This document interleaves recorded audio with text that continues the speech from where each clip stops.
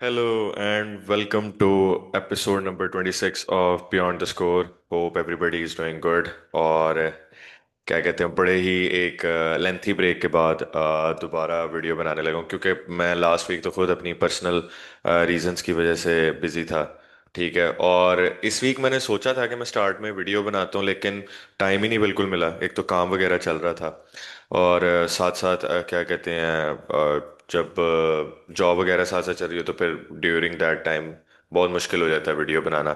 तो खैर काफ़ी लाइक लेट आ रहे हैं और इन 2 हफ्तों में बहुत कुछ हो चुका हुआ है जिसमें रोबन एमोरियम की सैकिंग से लेके चाबी अलोंसो की सैकिंग तक। और इवन दो उसके बाद जो ट्रांसफर मार्केट में जो चीज़ें चली हैं जिस तरह मार्के ही अभी मैनचेस्टर सिटी ने साइन किया तो उसके तो काफी माल जमा हुआ है। तो वन सा लेजेंड सेट के जमा हुआ माल ही हम निकाल सकते हैं। तो खैर क्या कहते हैं बहुत ज़्यादा लेंथी इंट्रो करने की ज़रूरत नहीं है। तो अब हम लोग जंप इन करते हैं back to the business. Hopefully अब मैं कोशिश करूंगा कि मैं ना रेगुलरली हूँ अपनी अपडेट्स के साथ। इस तरह ये बीच में ये जो 2 वीक्स का गैप आ जाता है 1 वीक का गैप आ जाता है इसको ज़रा कम ही करना है। तो खैर will jump into the transfer window जो अभी चल रही है विंटर में फुटबॉल की। हम उस पर बात करते हैं। तो पहले जो मेन इस टाइम जो एक सागा चल रहा था मारगेही का और वो कल हेयर वी गो हो चुका है। मैनचेस्टर सिटी ने कंफर्म कर दिया उस साइनिंग को। और क्या कहते हैं डेविड ऑनस्टीन और फैब्रिजियो ने भी क्या कहते हैं अपनी ट्विटर पे और इंस्टाग्राम पे स्टोरीज वगैरह लगा दी हुई हैं कि साइनिंग हैज बीन डन। और सबसे ज्यादा इसमें हैरान होने वाली बात यह है कि like just for 20 million pounds अभी जब तक जो साइनिंग की फिगर हमें नजर आ रही है कि just for 20 million pounds they have signed मार्गेही। और 300 के पर वीक उसकी वेजेस का उन्होंने बताया था कि पैकेज उन्होंने प्रिपेयर किया। आप ये देखें कि मैनचेस्टर सिटी बल्कि आप इस सीजन की दूसरी भी अगर सबसे बड़ी ट्रांसफर देखें तो वो आंटोइन सेमेन्यो की वो थी वो भी मैनचेस्टर सिटी का है। तो यानी कि जो उनका वो आया सपोर्टिंग डायरेक्टर है मेरे ख्याल से वियना उसका नाम है जो स्पोर्टिंग से आया है मैनचेस्टर सिटी के बाद। आप उनकी रिक्रूटमेंट देखें कि ठीक है लास्ट सीजन उनके उनमें पता लगा कि भाई हम लोग पेप ग्वार्डियोला के साथ डीरेल हो गए हम कुछ ट्रॉफी नहीं जीत सके उनके साथ। तो उन्होंने उससे next season Rayan Cherki Rayan Ait Nouri Donnarumma और एक और प्लेयर भी हाँ तिजानी राइंडर्स के बाद एंटोन सेमेन्यो और साथ इन्होंने इसको साइन कर लिया अब मार के ही को। तो मैनचेस्टर सिटी का जो प्रोजेक्ट है और जो उनकी आप अगर साइनिंग्स का वो देखें रिजल्ट बार देखें तो वो अभी भी उस जगह पर क्या कहते हैं ट्रॉफीज जीतने वाली ही मोमेंटम के ऊपर रहना चाहते हैं क्योंकि उन्होंने देखा कि भाई हम लोग आर्सेनल से कुछ पोजीशंस में देखा जाए तो पीछे रह गए हैं। यानी कि डिफेंस स्ट्रेंथन करना वो जो मिडफील्ड कोर को जिस तरह आर्सेनल ने जुबी मेंडी को इंक्लूड करके इतना स्ट्रॉन्ग कर लिया था। तो मैनचेस्टर सिटी ने भी ये जो अचानक से ये जो 4-5 साइनिंग्स की हैं with summer and winter transfer तो ट्रांसफर विंडो में तो आप ये क्या कहते हैं एनालिसिस कर सकते हैं इस चीज का कि they want to get back to that winning ways. बाकी अगर दूसरी क्लब्स का अगर हिसाब लगाएं तो वो तो बिल्कुल ही अजीब जा रहा है वो अपने मैनेजर्स ही सैक कर रहे हैं। बाकी मैनचेस्टर सिटी के ऊपर ज्यादा बात मैं क्या कहते हैं किसी एक अगली वीडियो में करना चाहूंगा। लेकिन इस पे मैं ये कहना चाहूंगा कि ये बारगेन है लिटरली जो इन्होंने इस टाइम मार्गे ही और क्या कहते हैं एंटोन सेमेन्यो की जो साइनिंग की हुई है। लाइक एंटोन सेमेन्यो भी यार लोग मेरे ख्याल 63 मिलियन में आया है या 65 मिलियन पाउंड्स में आया। अगर यही वो होती चेल्सी या मैनचेस्टर यूनाइटेड या इवन दो लिवरपूल वगैरह होते वो 100 मिलियन के करीब करीब ही जाना था उन्होंने। तो खैर मैं एक चीज आप लोगों को साथ साथ शेयर करता चलूं क्या कहते हैं शेयर स्क्रीन ऑप्शंस में ताकि आप लोगों को मैं बता सकूं कि वो जो सेमेन्यो की जो साइनिंग है ना उसका लाइक सबसे बड़ा आप कह लो कि एडवांटेज क्या है। 1 मिनट ये मुझे देखना पड़ेगा ये आ गया। ओके तो अभी मैंने कुछ साथ साथ ना काफ़ी वो भी रखे हुए हैं दूसरे भी मेरे ख्याल से स्क्रीन शेयर हो ही गई होगी। जस्ट देखना पड़ेगा। हाँ आ गई है स्क्रीन है, मैंने काफ़ी ज़्यादा वो आर्टिकल्स वगैरह ओपन किए किए हुए, क्योंकि कंटेंट काफ़ी ज़्यादा ही इकट्ठा हुआ है। खैर, हम लोग आते हैं अभी मैनचेस्टर सिटी वाले पे। ये मैं आपको दिखाना चाहता हूँ। Just give me a second. हाँ, यहाँ पे ये डेविड ऑनस्टीन का क्या कहते हैं, वो आया हुआ है, आर्टिकल आया हुआ है एथलेटिक के ऊपर। कल रात ही मेरे ख्याल से उसने अपलोड किया, तो अभी तो 24 आवर्स भी नहीं हुए इसको अपलोड हुए। उन्होंने कहा है कि अ पैकेज वर्थ £20 million, 26.8, यानी ये प्लस बोनसेस और सैलॉन क्लॉज है, is close to being in place for England international to join City on a deal until June 2031। Mega signing है मेरे ख्याल से, यानी कि तकरीबन ऑलमोस्ट 5 साल का, क्या कहते हैं, उन्होंने इसके ऊपर 5 से 6 साल का, बल्कि ये कॉन्ट्रैक्ट इसको यहाँ पे उन्होंने साइन करवाया। और Palace would have wanted a higher fee, obviously वो, मैं तो खुद कह रहा था कि ये कोई 40-50 मिलियन वाली साइनिंग होनी चाहिए थी। Wanted a higher fee, however the alternative was losing Guehi as a free agent when his contract expires on June 30. Uh, Given the season finishes in 4 months and City appeared the only side ready to move in the winter market, plus Gehi did not intend to prolong his stay at Selhurst Park, Palace were left with no choice if they wish to extract any return on their captain. Based on Palace's most recent published accounts, 20 million represent 10.5% of their turnover, 190 million, and that is extremely valuable to the club. Obviously आपको इस pattern से भी पता लग गया होगा कि palace ने क्यों गेही को इस चीज़ के ऊपर 20 मिलियन में बेचा, क्योंकि वो एज अ फ्री एजेंट जा रहा था at the end of the summer, ये जो अपकमिंग जो सीजन जो एंड हो रहा था। और दूसरी बात ये कि ना तो लिवरपूल इतने स्ट्रांग होल्ड के साथ आ रही थी, क्योंकि उन्होंने बहुत ज़्यादा अटैक के ऊपर पैसे खर्च कर दिए थे, तो वो इतना स्प्लैश आउट मनी नहीं लेकर आ सकती थी। और दूसरी चीज़ के आर्सेनल, हिनकैपिया और विद द इंक्लूजन ऑफ हिनकैपिया के साथ एक और इन्होंने यार सेंटर बैक लेकर आए थे, हाँ, वो जो मुस्केरा, तो उसके साथ मुझे नहीं लगता था कि आर्सेनल इतना बड़ा जंप लेती, क्या कहते हैं, ये मारगेही वाला, फिर क्योंकि उनको स्क्वाड एडजस्टमेंट में बहुत ज्यादा मसला होना था, और आगे जाकर उन्होंने वेजेस किस तरह प्लेयर्स की वो करनी थी, सेटल करनी थी, वो एक बहुत बड़ा क्वेश्चन था, क्योंकि आर्सेनल ने अभी तक अपना प्लेयर कोई लोन पे या कोई आउटसेलिंग इतनी नहीं की है, तो that would be the major setback for Arsenal. और उसके अलावा चेल्सी और यूनाइटेड तो अभी अपने वो अल्हम्दुलिल्लाह, जो आप कह लें कि इन्होंने मैनेजर सैक किए हैं, वो तो अभी उस पोजीशन से गुजर रहे थे, तो वो भी मार्केट में नहीं आ सकते थे। और टॉटनहम तो नो वेयर नियर अराउंड कि वो इन पोजीशन में आती कि वो मार्गे ही को साइन कर सकती, हाँ अगर कुछ इंटरेस्ट शो करती, बट मैनचेस्टर सिटी के सामने तो ऑब्वियसली कोई भी स्टैंड नहीं कर सकता था, एक्सेप्ट आर्सेनल या लिवरपूल अगर कोई इंटरेस्ट लेकर आती मार्केट में। तो that's why city have all the field they have available, और उन्होंने उसको मेरे ख्याल से काफी अच्छे तरीके से सूटेबल, क्या कहते हैं, सिचुएशन में इसको हल किया। खैर, अगर हम दूसरी उस पे आए, ट्रांसफर विंडोज में अगर हम लोग आए, जो साइनिंग हुई है, ट्रांसफर, दूसरी ट्रांसफर ने दूसरी साइनिंग्स के ऊपर आए, तो Joao Cancelo to Barcelona on loan fee, here we go हो चुका हुआ है। I would say it will be a good, क्या कहते हैं, एडिशन फॉर बार्सिलोना, क्योंकि बार्सिलोना को एक एज अ बैकअप ऑप्शंस वगैरह की जरूरत तो है, क्योंकि लास्ट ईयर बाल्डे इंजर्ड हो गया था, और सारा स्क्वाड लाइक वो हो गया था, डिसमेंटल हो गया था उसकी वजह से, और चैंपियंस लीग एग्जिट, सारा कसूर उस पोजीशन से तो नहीं कह सकते, बट समहाउ वो, क्या कहते हैं, उस जगह पे एक थोड़ा अपग्रेडेड प्लेयर हो जिसके पास फर्स्ट टीम के मिनट्स हो, तो बेटर रहता है कि वो परफॉर्म करे। और अगर स्पर्स की बात करें तो उन्होंने कॉनर गैलागर को साइन किया। I would say it will be a good addition, but मैं कॉनर गैलागर के इस अप्रोच या जो उसका एंटोuraज है उससे, उसके इस डिसीजन से एग्री नहीं करूंगा। मेरे ख्याल से एस्टन विला ज्यादा सूटेबल जगह थी, क्योंकि वहां पर ज्यादा चांसेस थे कि एक तो आप चैंपियंस लीग फुटबॉल आपको मिल सकती थी, और दूसरा ये कि जिस तरह विला ऑपरेट कर रही है under Unai Emery, Amadou Onana, Youri Tielemans, ठीक है, फिर थर्ड पे वो जो उन्होंने बाबूकार कुमारा को रखा हुआ है, और फोर्थ अगर इसके साथ अलाइनमेंट करते, यानी कि वो 4 पैक मिडफील्ड अगर अपनी ये लेकर आते, तो मेरे ख्याल से जो सक्सेस होने के ज्यादा चांसेस थे कॉनर गैलेगर के, वो विला में थे as compared to Tottenham. But that's his decision, और उसके एंटोurage ने कहा it will be more feasible for him to start in that, क्या कहते हैं, first 11 rather than Aston Villa. तो मैं तो इसको स्ट्रेंज ही कहूंगा, बट लेट्स सी कि क्या इसके ऊपर सिचुएशन बनती है या बिल्डअप होता है।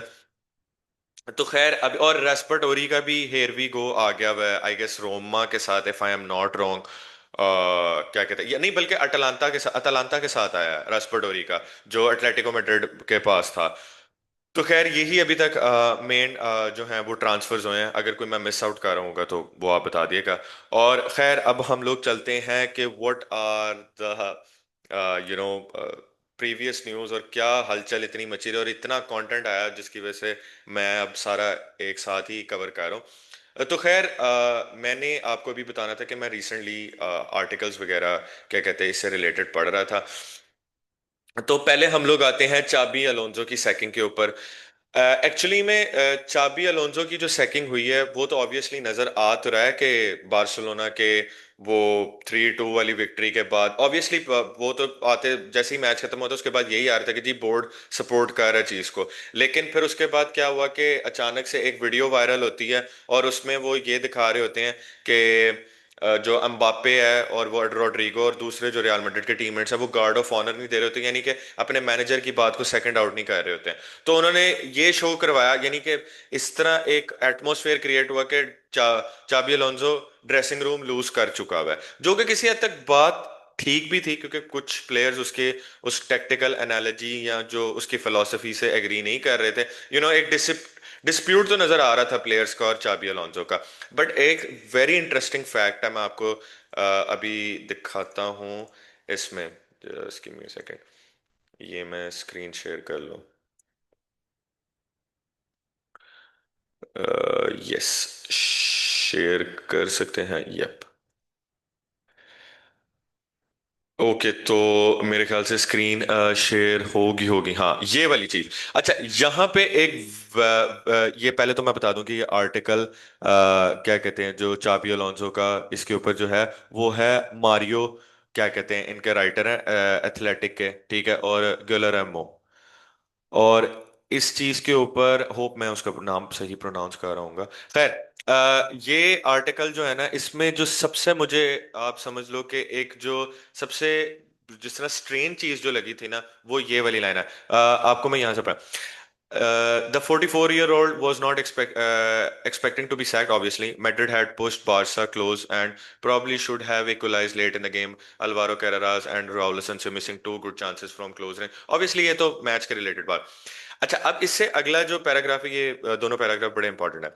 The team was not due to train until the following day, and Alonso and his staff were busy analyzing the Barca defeat. In messages with the Athletic that morning, यानी कि उनके कुछ जो वहां पर एथलेटिक के आप ये कह लें कि कॉरेस्पॉन्डेंट्स होते हैं या जिस तरह उनके खबरी नहीं होते हैं वो बेसिकली उस टाइम पे मैसेज ये कह रहे थे कि they had express optimism about the way forward, यानी कि उन्होंने सुबह तक बिल्कुल सारी चीजें ठीक थी कि यानी कि चाबी अलोंसो उनके प्लान्स में था। Suddenly all that went up and smoke. अब ये क्या हुआ इसके बारे में इस वाले पैराग्राफ में उन्होंने बताया। उन्होंने कहा Alonso was told to come to the training ground. Obviously, there the coach was informed he was being removed from his position in a meeting with Jose Angel Sanchez, Madrid's general director, यानी president से जो नीचे जो एक इनकी director की जो post है जी, वह उसने बेसिकली ये चीज क्या कहते हैं अलोंजो को बताया। Alonso told him in no uncertain terms that he thought the decision was wrong and unfair and blamed his dismissal on the much discuss culture of galactico power at the Bernabeu.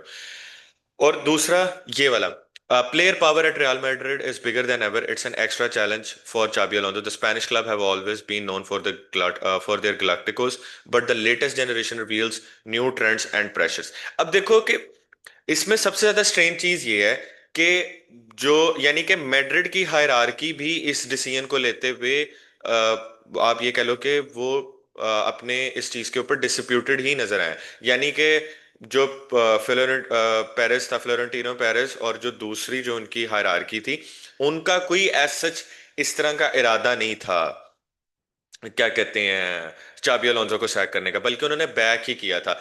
लेकिन एकदम से इस तरह की meeting बुलाना due, और वो भी उस टाइम पे कि जब उसकी क्या कहते हैं कोचिंग स्टाफ वगैरह ट्रेनिंग ग्राउंड में उसको आने को कहा। ऑब्वियसली वो इसलिए आते हैं कि वो एनालाइज कर रहे होते हैं कि पिछली गेम में क्या मिस्टेक हुई थी, जिस तरह आपका कोचिंग स्टाफ होता है एक मैनेजर के अंडर, तो वो आकर इस तरह की चीजें चेक कर रहा होता है।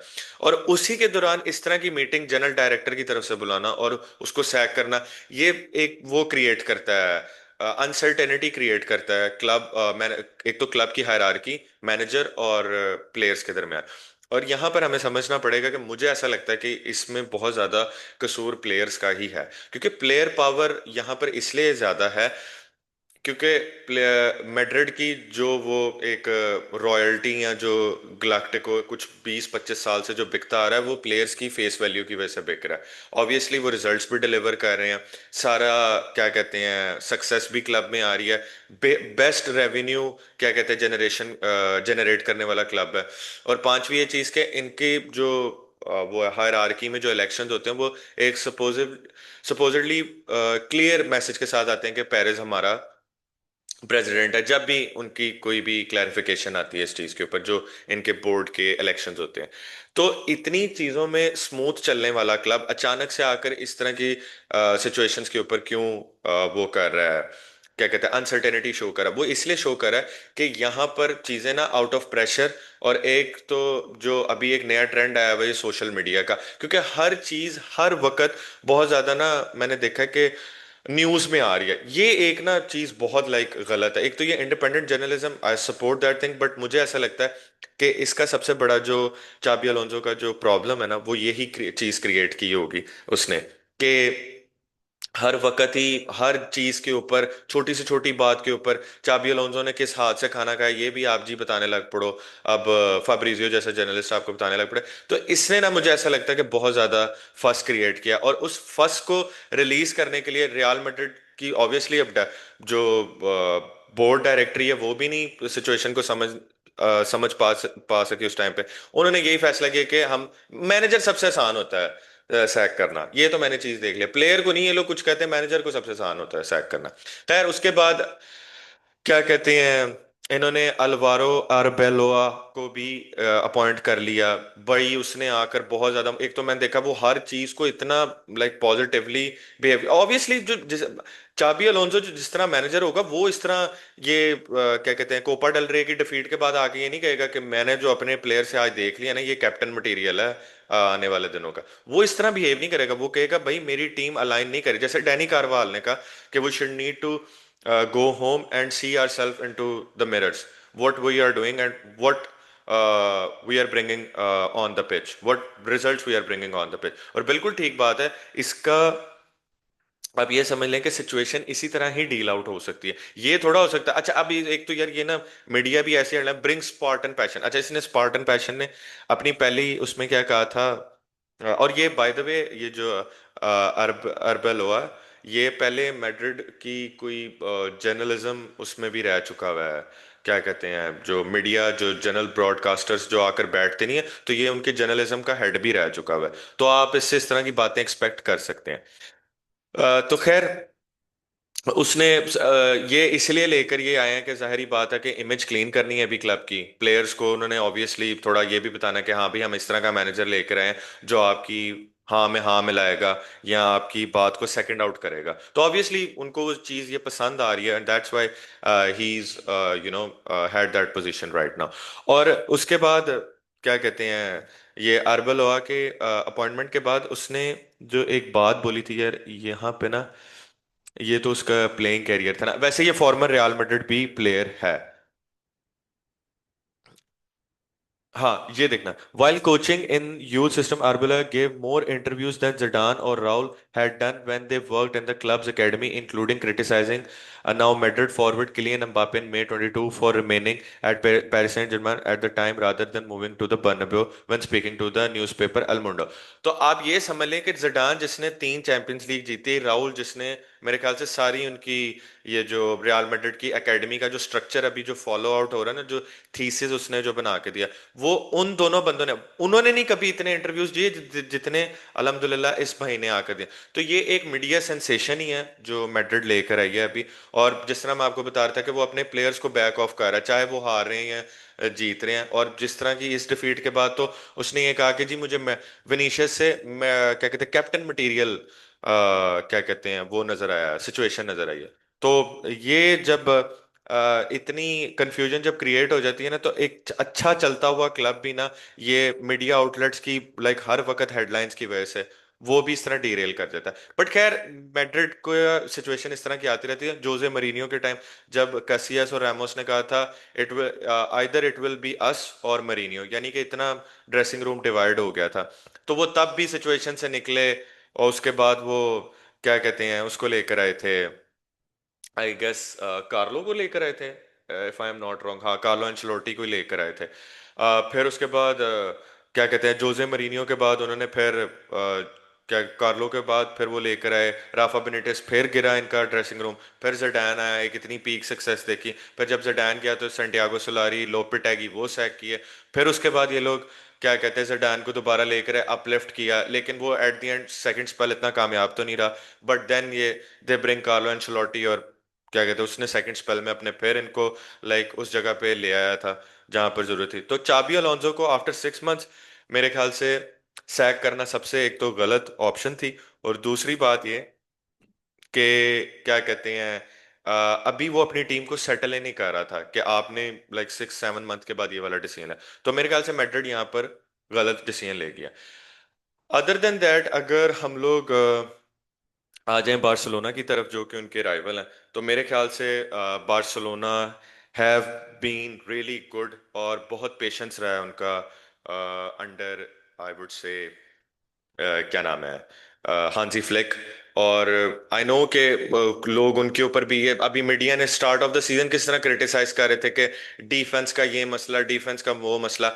लुक, मैनेजर समहाउ सेलशिप कर जाता है आपकी चीजों को, बिकॉज ही इज नो, उसको पता है कि मैं क्या कर रहा हूँ। अगर बार्सिलोना का भी जो वो था बोर्ड होता, वो भी क्या कहते हैं मसले मसाइल क्रिएट करने लग पड़ता है मैनेजर के लिए, तो ऑब्वियसली इस तरह के मैनेजर्स जो होते हैं वो छोड़ के चले जाते हैं। वो लोग नहीं देखते, वो कहते हैं कि यार ठीक है, अगर इन्होंने इसी तरह ही करना तो दे हैव देयर स्पेस। जिस तरह चाबी अलोंसो का कह तो रहे हैं कि जी म्यूचुअल एग्रीमेंट से किया, but it this looks like second to me Xabi Alonso वाली। खैर वो तो बात मैंने पहले कर दी है। तो और ऊपर से I am very happy for Raphinha, the way he spoke before the Clasico के, जिस तरह लामीन यमाल और बर्नाबेउ में जिस तरह क्या कहते हैं इतना लाइक उन्होंने ओवर क्या कहते हैं ओवर एक्साइटेडली ज्यादा ही सेलिब्रेट कर लिया। तो जिस तरह लामीन यमाल के साथ उन्होंने एंड पे किया था, ये मैच जीतना जरूरी था। Barcelona put the statement in front of the face of Real Madrid, और ये मुझे बहुत अच्छा लगा। And we won the trophy as well, तो ये एक और अच्छी back to back Spanish Super Cup अपने पास है। तो visca Barca for that thing. और दूसरी चीज ये है कि यार मैंने एक चीज नोटिस ये की है, बार्सिलोना का वो जो रोनाल्ड अराउखो का वो जो एक स्पिरिचुअल जर्नी, जो भी ठीक है यार, मैं मानता हूँ कि एक ऐसा प्लेयर हम बहुत ज्यादा क्रिटिसाइज करते हैं, और आजकल के सोशल मीडिया के टाइम पे मैं फिर एग्जांपल देता हूँ, Harry Maguire is the best version you need to क्या कहते हैं see during this time of era. कि कितना उसे बुली किया गया, कितना कुछ बोला गया, उसने फिर भी यार अपना हेड डाउन करके वो अपना क्या कहते हैं खेलता रहा। उसने कहा I will be improve in the upcoming season, और उसने इम्प्रूव करके बताया। तो we should need to be क्या कहते हैं प्लेयर्स को थोड़ा सा ना उस साइड से भी देखना चाहिए। ठीक है उसने गलतियां की है जिधर वो गलत है, और मैं वैसे कहूंगा कि अगर इसके बाद भी कुछ नहीं इसका कोई वो निकल पाता, सिचुएशन निकल पाती, तो it will be simple as that कि आप इसको बेच दो, ठीक है। बट जो रोनाल्ड अराउखो के साथ जिस तरह उसको कैप्टन आर्म बैंड दिया और उसे ट्रॉफी उठवाई, this will I would say best for me, the best thing Barcelona had done with a player. मुझे ये चीज बहुत अच्छी लगी थी, ठीक है। और दूसरी बात यह है कि बार्सिलोना के कैंप से एक न्यूज़ आ रही है कि ड्रो फर्नांडिस जो है वो जा रहा है। खैर ओवरऑल जो एल क्लासिको की विन वगैरह और जो ये सारा था, ये तो आप लोगों ने सारों ने देख लिया। अब मैं ये कहूंगा कि बार्सिलोना की जो परफॉर्मेंस थी वो 10 on 10 थी। The way our midfield is progressing is very good. Just हमारी थोड़ा सा ना हमारी डिफेंस को थोड़ा सा बेहतर होना पड़ेगा। क्रिस्टनसन अगर वापस आ जाता ना, it will be very good, कि हम लोग ना उस चीज को बहुत अच्छे तरीके से वो कर जाएंगे, रिकैप्चर कर जाएंगे जो पिछले सीजन हम लोग करते। वो क्रिस्टनसन आ जाए, बस सेटल हो जाए टीम, और जोआ कैंसेलो की जो एडिशन है, this will boost Barcelona easily without a doubt. तो खैर अभी मैं बात कर रहा था ड्रो फर्नांडिस की। मैं हांजी फ्लिक के रिएक्शन से बहुत ज्यादा मुझे लग रहा था कि वो ड्रो फर्नांडिस को चांस देना चाहता है, और मैंने ड्रो फर्नांडिस का प्री सीजन और उससे पहले भी एकेडमी की गेम्स देखी हुई है। Very good talent, very potential player, जो बार्सिलोना अपने स्क्वाड में नेक्स्ट आने वाले दिनों में ऐड कर सकती थी। यार ये ना एक बड़ी मुझे बार्सिलोना के लिए एक थोड़ी सी वो लग रही है, अलार्मिंग चीज है। जो अच्छा टैलेंट या जो एक थोड़ा डिसेंट टैलेंट होता है ना, जो ग्रूम करके एटलीस्ट टीम है, जैसे हेक्टर फोर्ड वगैरह डिसेंट टैलेंट्स थे, लेकिन इनको प्लेइंग टाइम ना मिलने की वजह से ये लोग चले गए। और that's the same thing with Dro Fernandez. Dro Fernandez बहुत अच्छा प्लेयर है, लेकिन बार्सिलोना उसको लाइक उससे बात की उन्होंने, लेकिन उसने क्या कहते हैं, अपने अंडरऑथ से बात करके प्रायोरिटी ये रखी कि ही वांट टू लीव और want to get the official minutes in the playing 11। और जा किधर है पीएसजी? लाइक ब्रो, कोई वो होनी चाहिए, सेटलमेंट होनी चाहिए किसी चीज में। आई डोंट थिंक सो कि this will help out this kid in this situation, क्योंकि पीएसजी में आगे इतना टैलेंट है यार। विटीनिया, फाबियन रुइज, क्या कहते हैं, ख्वा नेवेस, फिर उनके बाद वो कोई उस इन तीन की मिडफील्ड के अलावा उनकी अपनी एकेडमी के प्लेयर्स अब आ रहे हैं। तो how would you adjust in that scenario? मुझे तो ये समझ नहीं लग रहा। आई थिंक सो कि ये ज्यादा पैसे की मुझे बात मिल रही है, क्योंकि वो एक हेल्दी ऑफर आ रही है वहां से। तो लेट्स सी, वैसे इंग्लिश क्लब्स भी उसके साथ ज्वाइन है, तो विल सी के क्या बनता है। बट ओवरऑल बार्सिलोना के लिए सिचुएशन काफी बेहतर चल रही है, and their upcoming game is against Real Sociedad. So let's see कि क्या बनता है उस सिनेरियो में। Okay, so now we jump into the situation of Serie आपको पता हो तो इंटर मिलान वर्सेस नेपली की गेम हुई थी, जिसमें स्कॉट मैकटोमिने ने ब्रेस स्कोर करके सेव किया नेपली को। और बाय द वे नेपली ने फिर गेम ड्रॉ कर दी अभी मिड वीक। उनके जो एक्स्ट्रा गेम्स रिमेनिंग रहते थे कुछ टीम्स के, उसमें से इंटर मिलान का भी रहता था, एसी मिलान का भी रहता था। उन दोनों ने तो अपने रिस्पेक्टिवली मैचेस जीत लिए, बट नेपली फिर से फॉल डाउन कर गया। लुक, नेपली का ना फॉल डाउन करना इसलिए बनता है क्योंकि जो वो साइनिंग्स वगैरह लेकर आए थे, वो कुछ तो इंजर्ड हो गई हैं और कुछ परफॉर्म नहीं उनके लिए कर पा रही हैं। ठीक है, तो they are very much relate, वो आप कह लो कि सिचुएशन जो है वो बहुत ज्यादा उनके सोलो प्लेयर मिकटोमने के ऊपर है, या वो रैसमस हॉयलैंड उनके लिए अगर परफॉर्म कर रहा है तो परफॉर्म कर रहा है। खैर, मैं आप लोगों को ना एक नेपाल से आई हुई एक न्यूज़ के बारे में बताना चाहता हूँ। It is very interesting to see. ये थी एक, आपको हेडलाइन में दिखाता हूँ, just give me a second, ये आ गई। शेयर मेरे ख्याल से अभी तो नहीं आई होगी आपको, हाँ शेयर होगी ये देखें। McTominay magic and the ripple effect in Italy to Man United sacking Amorim. It was very interesting जब मैंने ये आर्टिकल देखा, और मैंने कहा कि यार this will be interesting to read. खैर, बाय द वे, ये है जेम्स हॉर्न कैसल का आर्टिकल है, you can check that out.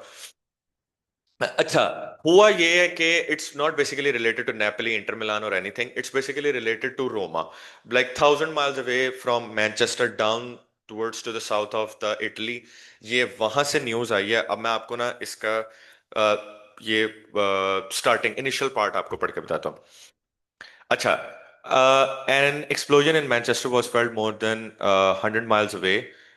The decision by Sir Jim Ratcliffe to detonate the Ruben Amorim project shook football. Its blast radius even reached as far as southern Italy. जो अभी मैं पहले आपको बात करूँ. Before his Roma side play away at Leeds last Tuesday, Gianpiero Gasperini received an update about the transfer market. The club's sporting director Ricky Masera sat down with him, best laid plan, and all that. He hated to be the bearer of bad news. ठीक है? It was about Joshua Zirkzee. The Manchester United Roma have by now been linked with 4 months. At this time, United put a complete stop to any transfer discussion because of the change of coach. Masera revealed they don't want to make any moves right now. It seems highly unlikely to me that they will change their minds. Boom, a mushroom cloud rose over Puglia. अब मैं आपको बताता हूँ कि ये scenario क्या कहते हैं कि गैस्पेरिनी का अपने स्पोर्टिंग डायरेक्टर के साथ क्यों हुआ है। लुक, इस ये मैच ये जीत जाते हैं लीस के साथ, लेकिन प्रॉब्लम ये होती है कि वो जो गैस्पेरिनी है ना, वो पोस्ट मैच इंटरव्यू नहीं देने आता। पोस्ट मैच इंटरव्यू ना देने आने की वजह से ना, वो वहां पर जो जिस तरह जर्नलिस्ट, जिस तरह आप बाहर नहीं जा रहे होते, तो वो क्वेश्चन पूछते हैं कि are the things good with your sporting director. तो उसने कहा yeah it always been good, is just about that we need to include best strikers. वो अभी भी वो जो एवन फर्गसन और उससे डोइविक नहीं है, वो जो यूक्रेन का प्लेयर है, डोइक ही है मेरे ख्याल से उसका नाम, अगर मैं प्रोनाउंस सही कर रहा हूँ बस। हाँ, डोइक। डो डोविएक है ये, आर्टेम डोविएक, यूक्रेनियन प्लेयर। ठीक है, जो जेरोना से इन्होंने लिया था। वो उन दोनों से अभी भी वैसा खुश नहीं है, बिकॉज वो उसके स्ट्रक्चर को सूट आउट नहीं कर रहे जैसे जोशुआ जर्क्जी कर रहा है। और ऑब्वियसली अब वो जोशुआ जर्क्जी वाले प्लान पे तो मैनचेस्टर यूनाइटेड आ नहीं सकती है किसी भी ट्रांसफर विंडो में बैठने के लिए, क्योंकि उन्होंने अपना मैनेजर सैक कर दिया हुआ है। इसकी वजह से क्या हुआ है कि ये गैस्पेरिनी के और उसके स्पोर्टिंग डायरेक्टर, जो कि उसका नाम आपने अभी इधर पढ़ा है, रिकी मसारा, इन दोनों के दरमियान काफी क्लैशेस डाउन हुए हैं, जिसमें क्या कहते हैं, गैस्परीनी ने क्या कहते हैं, जो अभी रोमा के साथ जो लिंक नहीं था, एटलेटिको मैड्रिड का, जो उधर गया अभी अतलांता गया। तो is there anybody here who has spoken about the transfer market with me on the phone और privately in text messages over the summer और this winter? You are very good at your job, very informed, fantastic, I read what you write but you don't get it from me. समझ लगी? यानी ये उसने journalist को एक वो किया, सार्केस्टिक वे में रिप्लाई किया। तो आप ये देख सकते हैं कि क्या कहते हैं इस चीज के ऊपर कैसे, मैं पहले वो हेडलाइन देके ये जो थी ना, वो वाली के रूबन एमोरियम की वजह से, तो मैं भी खुद हैरान हुआ कि ऐसा क्या हो गया। तो ये गैस्पेरिनी इस टाइम बड़ा लाइक इनका टसल चल रही है ड्यूरिंग दिस थिंग, कि ये कैसे हो सकता है। खैर, अगर हम लोग इस चीज के ऊपर आए तो सेरिया के रिजल्ट्स तो मैंने आपको पहले ही बता दिए हैं। ठीक है, स्कॉट मैकटोमिने का मैजिक, और वो भाई लीग बहुत हैवी चल रही है। थोड़ा सा डिसअपॉइंटेड हुआ रोमा से, रोमा काफी बेहतर कर सकती है, बट रोमा और जुवेंटस 39 पॉइंट्स के ऊपर है। ठीक है, और बकाया 40 उस पे चल रहे हैं। I guess Inter Milan lead पे 43 3 पॉइंट्स की लीड के साथ है। तो ये वाली सिनेरियो अभी चल रहा है सेरिया में। खैर, अब हम मूव करते हैं the big plotting twist of Manchester United. Look, पहले तो मैं स्टार्ट करना चाहूंगा रूबन एमोरियम की सेकंड के साथ। मैं बिल्कुल भी अप्रिशिएट नहीं करूंगा रूबन एमोरियम की सेकंड को, क्योंकि एज अ यूनाइटेड फैन, जैसे आपको पता है मैं बार्सिलोना और यूनाइटेड फैन दोनों, लेकिन as a United fan right now मैं इस चीज़ को इसलिए अप्रिशिएट नहीं करूंगा क्योंकि look, I get the thing कि रूबन एमोरियम के अंडर यूनाइटेड का बहुत वर्स्ट विन रेशियो रहा है, लेकिन हमें ये भी चीज समझनी चाहिए कि वी फिनिश 15 लास्ट सीजन। इससे बुरा क्या हो सकता है भाई? आपने सब कुछ करके देख लिया। आपने मरीनियो के अंडर टीम डेवलप कर ली, ओली के अंडर मैन मैनेजमेंट करके देख ली, राफ रानियक के अंडर आपने अपने प्लेयर्स को सारा वो करके देख लिया, क्या कहते हैं, हाई प्रेसिंग फुटबॉल के चक्कर में रिक्रूटमेंट चेंज करके देख ली, कुछ नहीं बदला। एरिक टेन हैग के अंडर आपने साइनिंग्स इतनी लेकर आ गए। ठीक है, उसने आपको पहले सीजन में थर्ड फिनिश करवा दिया, लेकिन what are the scenarios next season? वो खुद भी एट था। उसने खुद भी कहा कि भाई there are problems coming towards to Man United decisions regarding about the recruitment system. और उसके होते हुए हम लोग क्या कहते हैं देख लें कि यूनाइटेड की फुटबॉल डिरेल कर गई थी। एटलीस्ट रूबन एमोरियम के अंडर अभी हमारे मेन प्लेयर्स भी नहीं थे। बेशक हम एस्टन विला वाला मैच हार गए थे 2-1, but we are progressing under Ruben Amorim. हम फुटबॉल अच्छी खेल रहे थे, मेन प्लेयर्स ना होने के बावजूद भी एक सेकंड प्लान नजर आ रहा था एमोरियम की तरफ से। अब रूबन एमोरियम की क्या कहते हैं, वो जो लीड्स यूनाइटेड के बाद जो प्रेस कॉन्फ्रेंस थी, उससे तो मुझे खुद भी अंदाजा हो गया था कि भाई ये जो प्रेस कॉन्फ्रेंस दी है ना, ये तो सैकेबल ऑफेंस है। क्योंकि जब आप आकर डायरेक्टर को इस तरह उड़ा रहे हो, और फिर उसके बाद जो जिम रेडक्लिफ साहब हैं, जो अभी इस टाइम टेक केयर कर रहे हैं सिचुएशन को, आप उसको बोलने लग पड़ो, आप फिर उसके बाद रिक्रूटिंग टीम को बोलने लग पड़ो, आप पूरे इंफ्रास्ट्रक्चर को जब क्वेश्चन करने लग पड़ते हो, तो that's the end of the your journey. और दूसरी बात ये कि यार, एक तो ना मुझे ये यूनाइटेड लेजेंड्स की समझ नहीं आती है। ओके, आप लोगों ने अपने टाइम पे यार परफॉर्म करके दे दिया, now it's time to move on. कभी किसी ने देखा है कि यार Real Madrid, Barcelona, Juventus, Bayern Munich, Chelsea, even though same example है उसी तरह, चेल्सी, क्या कहते हैं, आकर उनके लेजेंड्स आकर इस तरह बैठ के तो डिक्टेट करे हो कि जी यूनाइटेड का डीएनए क्या है। और लिटरली मुझे 10 साल हो गया फुटबॉल फॉलो करते हुए, मैंने आज तक कोई ऐसी चीज नहीं देखी कि जी यूनाइटेड डीएनए जैसी कोई चीज होती है। ठीक है, यूनाइटेड डीएनए जैसी चीज, ये सारी चीजें सब बकवास हैं। ठीक है, ये सिर्फ और सिर्फ ना ये एक मीडिया को लाइन बेचने वाली चीजें होती हैं। जिस तरह वो क्या कहते हैं, जेमी कैरागर साहब ने कह दिया, leave the football before the football leaves you, Casemiro के बारे में मेरे ख्याल से। हाँ, तो भाई अच्छा तू पहले बता, तू किस सेंस में ये कह रहा है, कोई इसकी जस्टिफिकेशन दी? ये सिर्फ एक लाइन थ्रो करने वाली बात होती है। वही चीज गैरी नेवल ने आकर की है।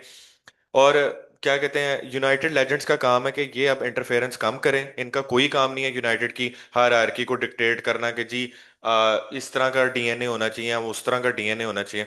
मुझे अच्छे तरीके से याद है, अभी कुछ दिनों पहले ना ये जिम रेडक्लिफ के ऊपर एक बहुत वो आ रही थी।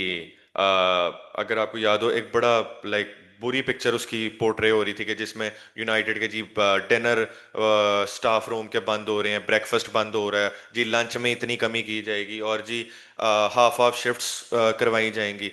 तो उस साथ ही जी गैरी नेवल अपना वो पूरा कैमरामैन और क्रू लेकर लाइट्स के साथ चले गए और रेड क्लिफ के साथ पॉडकास्ट की।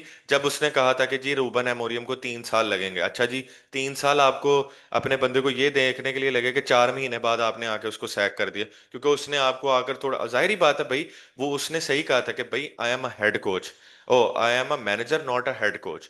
तो आप उसको यस मैन वाला आपको बंदा चाहिए, तो और आपको मैनेजर की वो नहीं, क्रिटिक नहीं बर्दाश्त हो सकती।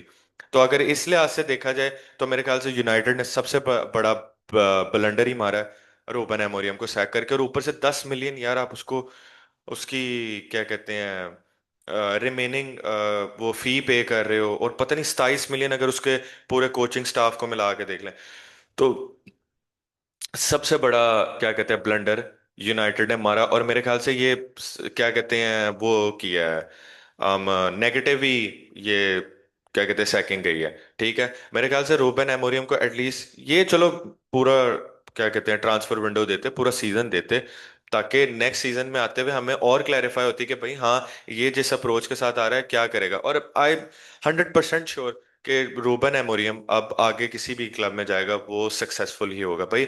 स्पोर्टिंग फैंस ने कहा था कि आप like one of the most like precious thing लेकर जा रहे हो स्पोर्टिंग की, क्योंकि उसने 17 साल बाद उनको टाइटल जितवाया था और अल्हम्दुलिल्लाह यूनाइटेड ने काफी प्रेशियस थिंग को तरीके से ही रखा है। अब यार एक ना ओलिवर के का, आई होप सो मैं उसका सही जर्नलिस्ट है एथलेटिक का, ओलिवर के का ना मैं आपको वो दिखाता हूँ, आर्टिकल दिखाता हूँ, just give me a second. उसमें उसने लिखा था यहाँ पे ये रही, 1 मिनट, ये मैं शेयर करता हूँ। यप, ये शेयर होगी होगी होपफुली स्क्रीन, यस। ये उसने लिखा हुआ है कि sir Jim Ratcliffe wanted city fee action, the hard truth is Manchester United are still adrift. और ये ओलिवर के का ही है। हाँ, ये उसी जनरल, इसने पहले भी एक दो बहुत अच्छे आर्टिकल यूनाइटेड की क्या कहते हैं हायरार्की के ऊपर लिखे हैं। और मैं आपको ना एक चीज बताना चाहता हूँ इस जगह पे, यार वो था उमर बराडा वाली बात थी। आई गेस तो शायद यही कॉरेस्पॉन्डेंस ने इसने इसी पे वो हेडलाइन को, हाँ ये रही। इसमें आप ये देखना कि रेडक्लिफ साहब जब बैठे हुए थे तो वो इस सिचुएशन को कैसे एनालाइज कर रहे थे। वो कह रहे थे कि Manchester City as the benchmark that United had to emulate, first of all off the pitch by replicating something of their very sensible structure and driven competitive environment, and ultimately on the pitch where he said Pep Guardiola's team had produced the best football I have ever seen। यानी कि ये admirer, ये एक तो ना ये जो city की ऑब्सेशन इनको लेकर बैठी हुई ना, ठीक है, इन्होंने क्या किया जब यार ये उमर बरादा की जब वो हुई थी ना, अपॉइंटमेंट हुई थी, मुझे उसी से ही पता लग गया था कि इन्होंने ऑब्वियसली डैन एशवर्थ के लिए भी क्या कहते हैं बैंक बेफजूल ओपन किया, जो कि 6 महीने बाद इन्होंने डैन एशवर्थ को भी निकाल दिया क्योंकि वो प्रीमियर लीग से सक्सेसर मैनेजर की बात कर रहा था। लेकिन उमर बरादा ने कहा था कि नहीं, हमें प्रीमियर लीग से बाहर का कोई मैनेजर लेकर आना पड़ेगा जो सारे इंफ्रास्ट्रक्चर का कंट्रोल करे। कंट्रोल ये किया कि 8 पूरे क्या कहते हैं आधा सीजन हुआ है और उसको सैक कर दिया अल्हम्दुलिल्लाह। अच्छा, यहाँ पर क्या कहते हैं उन्होंने ये कहा था कि यहाँ उसमें पेप ग्वार्डियोला ने भी बोला था उमर बरादा को कि इट इज नॉट अ 1% क्या कहते हैं कि जो क्लब चलाए, it is the whole hierarchy who's been running at the club. और उसने कहा था best of luck to Omar Berrada, I will see what he can replicate over in Manchester United. और आप देख लें कि वाकई लाइक पेप की वो जो और टॉन्टिंग वाली जो वो थी प्रेस कॉन्फ्रेंस थी, वो बिल्कुल ठीक है, ये कि क्या ही उमर बरादा ने आकर इस चीज को कवर अप कर लिया यूनाइटेड के लिए। मैं आपको एक वो बताता हूँ, रेपुटेशन और उसके रिलेटेड जो अल्हम्दुलिल्लाह जो ये लोग लेकर आए थे ना, बंदा उमर बरादा, उसके बारे में ये था कि it was widely held as a coup given Berrada's reputation among the top class operators and blue sky thinkers behind city rise over the previous decade. One senior figure within the football industry told the Athletic at the time that it was the first genuinely elite move United had made in a decade.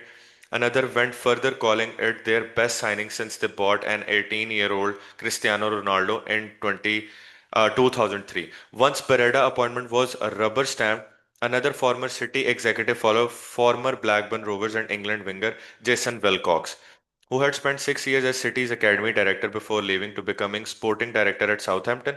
Wilcox joined United as a technical director but was swiftly promoted to the sporting director after Dan Ashworth, another new arrival, was sidelined and then moved on. अब ये देखो कि United ने इस सारे scenario के ऊपर यानी कि जो एथलेटिक के कॉरेस्पॉन्डेंट्स और जो एथलेटिक की भी जो टीम है उन्होंने भी ये कहा कि this is the first genuinely move जो यूनाइटेड ने आफ्टर, यानी क्रिस्टियानो रोनाल्डो को साइन करने के बाद ये सबसे मेजर उन्होंने गेम प्ले की थी कि वो उमर बरादा को ड्यूरिंग द सिटी, जब वो टेन्योर में था, जब वो अपनी क्या कहते हैं जॉब वहां पर कर रहा था, उसके दौरान ही यूनाइटेड लेकर आए। तो ये एक वॉल्यूम स्पीक करता है कि what can club pull off. मसला सारा ये है कि जिम रेडक्लिफ साहब भी वही चीज के ऊपर आए हुए हैं। अमेरिकन, एक तो ये जो अमेरिकन ऑब्सेशन है ना इनकी, के हम लोगों को फ्रेंचाइज बना दें हर चीज को, सारी चीजों में पैसा। भाई पैसा फेंकना कोई अल्टीमेट गारंटी नहीं करता सक्सेस। सक्सेस वो चीज गारंटी करता है कि जिस स्पोर्ट्स में आप आए हो आप उसी की तरह के ऑपरेशंस के लोग उठाओ। क्या यूनाइटेड ने उस तरह के लोग पिक किए हैं? आई डोंट थिंक सो कि यूनाइटेड ने उस तरह के लोग पिक किए हैं। क्योंकि आप प्लेयर लाते हो, क्या कहते हैं, डायरेक्टर ऑफ ऑपरेशन या चीफ ऑपरेटिंग ऑफिसर, 5-6 महीने वो काम करता है या साल काम करता है, उसके बाद आप उसको निकाल देते हो। इस तरह तो क्या कहते हैं, आप जब तक कोई सस्टेन उसको कोई 3 या 4 साल का रन नहीं दोगे, तब तक तो ना तो वो कोई एकेडमी एकेडमी से टैलेंट रिक्रूट कर सकेगा, ना तब तक वो स्काउटिंग स्ट्रक्चर बिल्ड कर सकेगा कि हमें साउथ अमेरिका से टैलेंट पिक करना है या मिडल ईस्ट से टैलेंट पिक करना है, या हम लोगों ने टैलेंट पिक करना है उधर से, ये जो स्कैंडिनेवियन कंट्रीज होते हैं इनसे पिक करना है कोई, या इवन दो ये जो अफ्रीका का जो इतना बड़ा नेटवर्क है एकेडमी, टैलेंट पूल, या हम लोगों को स्काउटिंग अपनी इधर से रखनी है, आप आते साथ ही प्लेयर को निकाल देते हो, तो वहां से वो क्या ही चीफ ऑपरेटिंग ऑफिसर अपने स्काउट्स को या अपने जो अंडर जो टीम होगी या वो जो सीईओ के दरमियान जो एक ब्रिज क्रिएट करना, वो क्या ही क्रिएट कर सकेगा। तो इन माय ओपिनियन ये क्या कहते हैं, यूनाइटेड का एक बहुत बड़ा फुलिश स्टेप था। और तीसरी चीज के अब इन्होंने हायर कर लिया है माइकल कैरिक। मैं इधर से ही है कि how could Michael Carrick Manchester United play look. मैं अभी बिल्कुल इंटरेस्टेड नहीं हूँ इस चीज के ऊपर, ऑल्दो मैंने ये सारा आर्टिकल पढ़ा। वो वही वाला आर्टिकल था जब ओली गया था, ओली के बाद मेरे ख्याल से कुछ 3-4 गेम वीक्स के लिए आया था, और जी इन्होंने तब भी क्या कहते हैं ड्रेसिंग रूम में ये कह दिया था कि जी माइकल कैरिक के अंडर जो फुटबॉल हो रही है ना वो बड़ी कमाल हो रही है। तो ये तो यूनाइटेड के हर मैनेजर के साथ ही है, जो सैक होने के बाद आता है तो ये उसके अंडर कमाल ही खेलने लग पड़ते हैं। तो मैं इस चीज के ऊपर ज्यादा वो नहीं बिकूंगा नहीं, हाँ लेकिन जो उसका मिडल्स ब्रा में जो काम है ना, जिस तरह ये आप मेरे सामने वो देख सकते हो, इसका स्टैट्स वगैरह जो देख सकते हो, that would be very interesting कि ये किस तरह यहाँ पर काम करेगा। इसका वर्क एथिक बहुत सुना है कि अच्छा था, और दूसरी ये चीज़ कि इसकी मैन मैनेजमेंट सुना है बहुत ज़बरदस्त है। तो आई होप क्या कहते हैं माइकल कैरिक कुछ अच्छा ही रिजल्ट निकाल सके। और और मेरे ख्याल से तकरीबन थोड़ी देर तक मैनचेस्टर डार्बी भी है, तो होपफुली क्या कहते हैं विल सी के, आई नो कि मैं तो कोई इतना रिजल्ट एक्सपेक्ट नहीं कर रहा, बट होपफुली के कुछ बेटर ही रिजल्ट्स आए यहाँ पे। तो आई गेस काफी लंबी कैसेट चल गई आज के लिए, तो that's it from my side. Beyond the score hopefully इंशाल्लाह रेगुलर होगा आने वाले दिनों में, डेली टू डेली अपडेट्स आती रहेंगी। मैं क्योंकि यार मैंने काफ़ी ज़्यादा फुटबॉल मैचेस बाद में भी फॉलो करता हूँ, हाइलाइट्स देखने के बाद फिर फुल हाइलाइट्स उनकी देखता हूँ रीप्ले के लिए। तो उसमें ही ना बस क्या कहते हैं मेरे दिन वगैरह निकल जाते हैं। मैं कहता हूँ कि चीज़ों के बारे में तभी इंसान बोले कि ताकि क्लियर हो, चाहे एक मैच ही देखो या दो देखे हो। तो मैं इसलिए कहता हूँ कि मैं पहले मैचेस वगैरह देख लूँ, तो फिर उसके ऊपर बात करूँ। बाय द वे वीकेंड पे कैराबाओ कप का भी जो मैचेस हुए थे बड़े ज़बरदस्त हुए थे दोनों। Castle versus City and Chelsea versus Arsenal, जो कि दोनों अवे टीम्स ने तो जीतनी 3-2 Arsenal and 2-0 to Manchester City. और कोपा डेल रे में बार्सिलोना भी क्या कहते हैं अपने मैचेस जीत चुकी है, और एटलेटिको भी, मेरे ख्याल, हाँ एटलेटिको ने भी जीत लिया है अपना मैच। और रियल मैड्रिड बाय द वे हार गई थी, जो कि फेमस डिफीट उनको मिली है। और पीएसजी के अराउंड एक बड़ी क्या कहते हैं डिफरेंट न्यूज़ चल रही है, वो जो अभी पेरिस एफसी से जो हारे हैं कूप दी फ्रांस में, वहां पर भी कुछ टेंशन बिल्डन हो रही है। मैं पीएसजी के ऊपर एक अलग से वीडियो बनाऊंगा। मुझे पीएसजी के ऊपर काफी, मैंने देखा है कि मुझे कुछ थोड़ी चीजें ना फॉल्स अपार्ट होती नजर आ रही हैं इस सीजन में। अगर हम लोग वो ओलंपिक मार्शिया वाला गेम भी देखें जो वो लोग जीते थे, तो they are not very convincing in that game. खैर, दैट्स इट। फिर मैंने दोबारा स्टार्ट हो जाना है, तो होपफुली आप अपना वीकेंड एंजॉय करें और फुटबॉल को भी एंजॉय करें। इंशाल्लाह आपसे मुलाकात होती है नेक्स्ट वीडियो में। तब तक के लिए take care and bye bye.